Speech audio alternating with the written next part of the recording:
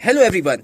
बाबर आजम जिनको Pakistan cricket team की कप्तानी से हटाए जाने की कोशिशें की जा रही हैं, उनको आलमी सतह पर पजीराई मिली है। आलमी सतह पर उनको मेहनत का फल मिल गया, मेहनत का सिला मिल गया है। इंटरनेशनल क्रिकेट काउंसिल ने जो कि वो हर साल के आखिर में जो है या इब्तिदा में नॉमिनीज का ऐलान करता है, फिर साल के आगाज में ही जो है वो अवार्ड्स का ऐलान करता है। साल के जो बेहतरीन क्रिकेटर्स होते हैं उसका ऐलान करता है। इसी सिलसिले में आईसीसी ने एक दफा भी वही सिलसिला बरकरार रखा और जो बेहतरीन क्रिकेटर्स थे गुज़िश्ता साल के यानी 2022 के जो बेहतरीन क्रिकेटर्स थे उनके अवार्ड्स का उसने ऐलान किया आईसीसी ने। और बाबर आजम ने जो है ये आईसीसी का मेला लूट लिया है। और ओडीआई की जहां आईसीसी ने ओडीआई टीम का ऐलान किया था उसमें बाबर आजम को कप्तान मुकर्रर किया गया था बेहतरीन कारकर्दगी पर और बेहतरीन कप्तानी पर। अब आईसीसी ने ओडीआई क्रिकेटर के अवार्ड का बाज़ाब्ता ऐलान किया और उसमें भी बाबर आजम ने मैदान मार लिया है। बाबर आजम ने मैदान फतह कर लिया और Babar Azam ODI cricketer of the year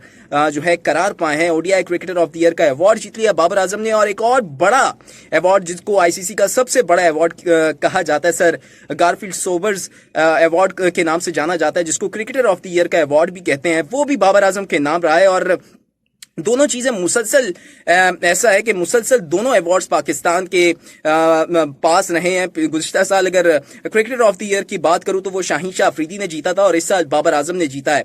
ODI cricketer of the year का अवार्ड भी बाबर आजम ने गुज़िश्ता साल जीता था और इस साल भी उन्होंने पाकिस्तान के लिए ये अवार्ड जीता है। और बेहतरीन कारकर्दगी पर उनको आईसीसी पे आलमी सतह पर सराहा जा रहा है। इंटरनेशनल मीडिया बाबर आजम को तारीफें कर रहा है। बाबर आजम के ऊपर भारतीय मीडिया खास तौर पर हैरान कुन तौर पर बाबर आजम की तारीफें कर रहा है। और बाबर आजम के इस अवार्ड को बाबर आजम के लिए ये इस दोनों अवार्ड्स को बाबर आजम हकदार करार दे रहा है कि बाबर आजम इन दोनों अवार्ड्स के हकदार थे।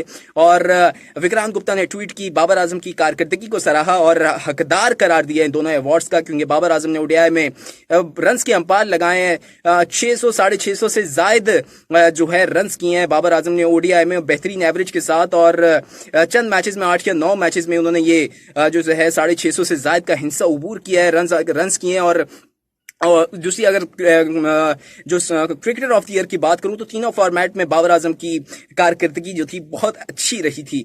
रन्स कर रहे थे टीम्स के लिए, अपनी टीम के लिए रन्स कर रहे थे। टेस्ट में भी उन्होंने रन्स किए, ओडीआई में भी रन्स किए और टी20 में इतना कोई खास उनका जो था पिछला साल जो है इतना कोई खास अच्छा नहीं रहा था, लेकिन टी20 में उन्होंने रन्स जरूर किए थे।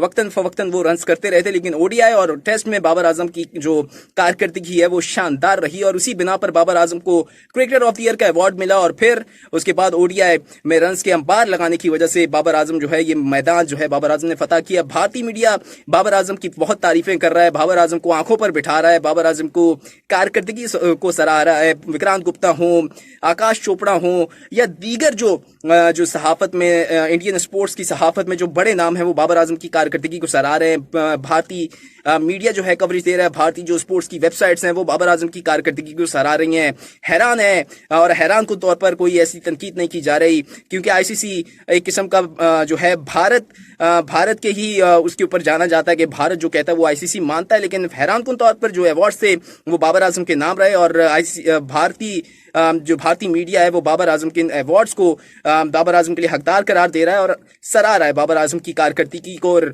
इन अवार्ड्स मिलने पर बाबर आजम को मुबारकबाद पेश की जा रही है।